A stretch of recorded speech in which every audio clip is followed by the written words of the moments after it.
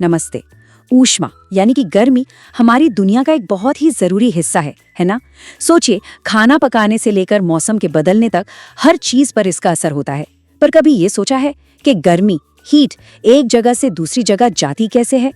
आज हम ऊष्मा के इसी सफर के 3 छिपे हुए तरीकों को समझने वाले हैं। तो आज हम क्या क्या देखने वाले हैं? सबसे पहले एक बहुत ही मजेदार और आम सवाल से शुरुआत करेंगे। फिर हम समझेंगे चालन, संवहन और विकिरण के पीछे का साइंस। और आखिर में देखेंगे कि ये सब हमारी रोजमर्रा की जिंदगी से कैसे जुड़े हुए हैं। तो चलिए शुरू करते हैं। और इसकी शुरुआत हम एक ऐसी जगह से करेंगे जहां हम सब हर रोज जाते हैं, हमारी अपनी रसोई। जरा सोचिए, आप रसोई में हैं और चूल्हे पर एक पैन चढ़ा है जिसमें कुछ मजेदार पक रहा है। ये एक ऐसा सीन है जो हम सब ने देखा है ना? पर क्या आपको पता है कि इस बहुत ही साधारण से दिखने वाले पैन में विज्ञान का एक बहुत बड़ा राज छिपा है? और वो सवाल ये है कि कभी सोचा है कि पेन तो धातु का होता है, पर उसका हैंडल अक्सर प्लास्टिक या लकड़ी का क्यों बना होता है? ये सवाल सिर्फ डिजाइन का नहीं है दोस्तों, इसके पीछे विज्ञान का एक बहुत ही फंडामेंटल प्रिंसिपल काम कर रहा है कि हीट यानी ऊष्मा आखिर चलती कैसे है। तो हमारी इस पहले सवाल का जवाब हमें मिलता है हीट ट्रांसफर के पहले तरीके से, जिसे कहते हैं चालन या कंडक्शन। अब ये समझने के लिए कि पैन का हैंडल पकड़ने पर हाथ क्यों नहीं जलता, हमें जरा माइक्रोस्कोप लगाकर देखना होगा, मतलब अणुओं और परमाणुओं के लेवल पर। चलिए इसे एक बड़े आसान से एक्सपेरिमेंट से समझते हैं। मान लीजिए हमारे पास एक मेटल की पट्टी है और उस पर हमने मोम लगाकर कुछ पिन चिपका दिए हैं लाइन से। अब क्या होगा अगर हम इसके एक सिरे को मोमबत्ती से गर्म करें? होगा ये कि धीरे धीरे गर्मी पट्टी पर आगे बढ़ेगी, मोम पिघलेगा और पिन एक एक करके नीचे गिरने लगेंगे। देखिए, ये कितना शानदार तरीका है ऊर्जा के इस अदृश्य ट्रांसफर को देखने का। आग तो सिर्फ एक कोने पर है, लेकिन उसका असर पूरी पट्टी पर दिख रहा है। इसका मतलब साफ है, हीट सच में ट्रैवल कर रही है, एक जगह से दूसरी जगह जा रही है। इसी प्रोसेस को कहते हैं चालन या कंडक्शन। पता है ये कैसा है? ये बिल्कुल एक रिले रेस की तरह है, जहां कण एक दूसरे को गर्मी पास करते हैं। पर मजे की बात यह है कि कोई भी कण अपनी जगह से हिलता नहीं है। बस एक कण गर्म होता है, वो अपने पड़ोसी को वाइब्रेट करता है, वो अपने पड़ोसी को, और ये चेन रिएक्शन चलता रहता है। हाँ, पर एक बात है, सारे मटेरियल्स ये काम एक जैसा नहीं करते। जो धातु होते हैं जैसे स्टील, एल्यूमिनियम, लोहा, ये हीट के बहुत अच्छे दोस्त हैं, मतलब गुड कंडक्टर्स। ये गर्मी को आसानी से गुजरने देते हैं और इसीलिए हमारा पैन धातु का बनता है। दूसरी तरफ लकड़ी, प्लास्टिक, यहाँ तक कि हवा, ये हीट के दुश्मन हैं। इन्हें कहते हैं इंसुलेटर्स या कुचालक। ये हीट के फ्लो को रोकते हैं और बस यही वजह है कि हैंडल लकड़ी या प्लास्टिक का होता है, ताकि गर्मी पैन से हमारे हाथ तक न पहुंचे। तो देखा, हमारे पहले सवाल का जवाब मिल गया चालन में। तो चालन तो समझ आ गया। अब चलते हैं हीट ट्रांसफर के दूसरे तरीके पर। ये वो तरीका है जो बताता है कि धुआं हमेशा ऊपर क्यों उड़ता है या समुद्र किनारे ठंडी हवा क्यों चलती है। तो चलिए कहानी में वापस चलते हैं, जहां बच्चे आग के पास बैठे थे। उन्हें एक और चीज देखी, एक और पहेली, कि आग से निकलने वाला धुआं हमेशा ऊपर की तरफ ही क्यों जाता है, नीचे क्यों नहीं आता। बस यही सवाल हमें हीट ट्रांसफर के दूसरे तरीके तक ले जाता है। इस प्रोसेस को कहते हैं संवहन या कन्वेक्शन। अब याद है, चालन में कण अपनी जगह पर ही रहते थे। संवहन में ठीक इसका उल्टा होता है।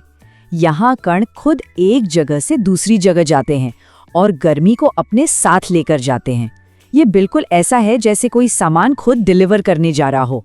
ये होता कैसे है? इसका फंडा बड़ा सिंपल है। जब भी हवा या पानी को गर्म किया जाता है तो वो फैलता है, मतलब एक्सपैंड होता है और हल्का हो जाता है। और जो चीज हल्की होती है वो हमेशा ऊपर जाती है, राइट? तो गर्म हवा ऊपर उठती है और उसकी खाली जगह भरने के लिए ऊपर की ठंडी और भारी हवा नीचे आ जाती है। फिर वो भी गर्म होती है, वो भी ऊपर जाती है, और इस तरह एक सर्कुलर फ्लो बन जाता है। इसी को कहते हैं संवहन धारा। इसका एक बहुत ही बेहतरीन रियल वर्ल्ड एग्जाम्पल है समुद्री हवा, अ सी ब्रीज।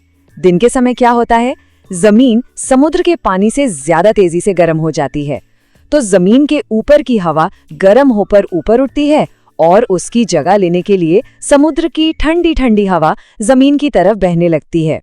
यही तो है वो ताजगी भरी हवा जो बीच पर इतनी अच्छी लगती है।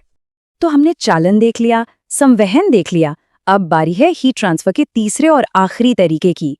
और ये वो तरीका है जो एक बहुत बहुत बड़े सवाल का जवाब देता है, एक ऐसा सवाल जो हमारी पूरी धरती से जुड़ा है। तो एक पहेली है, सोचिए जरा। चालन के लिए हमें चाहिए सॉलिड चीजें, संवहन के लिए चाहिए लिक्विड या गैस, है ना? पर सूरज और हमारी धरती के बीच में क्या है? खाली जगह, स्पेस, वैक्यूम। तो सवाल ये है कि सूरज की गर्मी हम तक पहुंचती कैसे है? इसका जवाब है विकिरण या रेडिएशन। ये हीट ट्रांसफर का सुपर हीरो है। इसे ट्रैवल करने के लिए किसी भी मीडियम की, किसी कण की जरूरत ही नहीं होती। ये ऊर्जा की तरंगों मतलब एनर्जी वेव्स की तरह चलती है, जो खाली स्पेस से भी गुजर सकती हैं। बिल्कुल वैसे ही जैसे जब आप आग के पास बैठते हैं तो बिना उसे छुए भी जो गर्मी आप तक पहुंचती है ना, वही है विकिरण। और इसका हमारी डे टू डे लाइफ में बहुत बड़ा रोल है, जैसे कि हमारे कपड़ों के रंग में। हल्के रंग के कपड़े जैसे सफेद सूरज से आने वाली ज्यादातर हीट रेडिएशंस को रिफ्लेक्ट कर देते हैं, मतलब वापस भेज देते हैं। इसीलिए गर्मियों में वो ज्यादा कंफर्टेबल होते हैं। और इसके उलट गहरे रंग जैसे काला ज्यादा हीट एब्जॉर्ब करते हैं। इसीलिए सर्दियों में गहरे रंग के कपड़े हमें गर्म रखने में मदद करते हैं। तो अब हम तीनों कॉन्सेप्ट्स को समझ चुके हैं, चालन, संवहन और विकिरण। अब देखते हैं कि असल दुनिया में ये तीनों अक्सर एक साथ टीम की तरह कैसे काम करते हैं। इसके लिए हम एक बहुत ही बढ़िया उदाहरण लेते हैं। हिमालय में इस्तेमाल होने वाला एक पारंपरिक रूम हीटर जिसे बुखारी कहते हैं। ये एक लोहे का स्टोव होता है जिसमें लकड़ी जलाकर कमरा गर्म किया जाता है और खाना भी पकाया जाता है। और ये एक परफेक्ट एग्जाम्पल है तीनों तरह के हीट ट्रांसफर को एक साथ देखने का। तो इस बुखारी में क्या हो रहा है? देखिए, तीनों प्रोसेस एक साथ चल रहे हैं। सबसे पहले स्टोव का लोहे का बॉडी गर्म होता है और उस पर रखे बर्तन को गर्म करता है। ये क्या हुआ? ये हुआ चालन। फिर स्टोव के आसपास की हवा गर्म होती है, हल्की होकर ऊपर उठती है और पूरे कमरे में फैल जाती है। ये है संवहन। और आखिर में जब आप स्टोव के पास बैठते हैं और बिना छुए भी आपको जो गर्मी महसूस होती है, वो है विकिरण। देखा, तीनों एक साथ, चालन, संवहन, विकिरण। अब जब आप हीट के चलने के इन रहस्यों को जान गए हैं, तो क्या आप अपनी दुनिया को पहले की तरह ही देखेंगे? शायद नहीं। अगली बार जब एक गर्म चाय का कप हाथ में हो, या बीच पर ठंडी हवा चले, या बस धूप में खड़े हों, तो एक पल के लिए रुककर सोचिएगा कि आपके चारों ओर ऊष्मा का एक अदृश्य डांस चल रहा है। अब इस नई नजर से आप अपने आसपास की दुनिया में और क्या-क्या खोजेंगे?